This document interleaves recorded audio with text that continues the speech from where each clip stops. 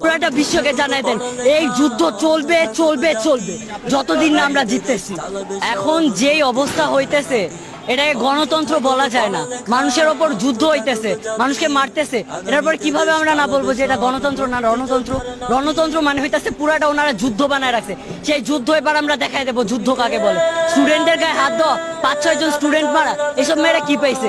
এবার তার থেকেও বেশি জিনিস আমি দেখাবো। আমরা কি নয়তো শান্ত থাকতে মাঠে নামছি? প্রথমে শান্ত ছিলাম, শান্ত থাকতে দেননি। এবার আমরা বোঝাবো যে গণতন্ত্র আর রণতন্ত্র এই দুটোর মধ্যে পার্থক্য কি আর কোনটা আমরা কোনটা বাকি পুলিশ। আমার কিচ্ছু হবে না। 3 বার আমার চোখের নিচে দাগ দেখছেন, আমার চোখের নিচে লাল হয়ে আছে, আমার শরীর গা ঝলসায় আছে, আমার সামনে ওই ব্লাস্ট করছে, ওগুলা ব্লাস্ট করার পর আমি তিনবার ভাইয়েরা সাক্ষী, 3 বার আমি সেন্সলেস হয়ে পড়ে গেছি, তারপর আবার উঠে আসি, আমাকে খাওয়ায় আবার উঠাইছে, কারণ আমি পাওয়ার আছে। আমার বাবা মা কেউ জানে না, আমার বাবা মা এখনো বাসায়, সকালে আসার আগেও বাবা মাকে বলে আসি যে আমি জাস্ট সামনে যেতেছি।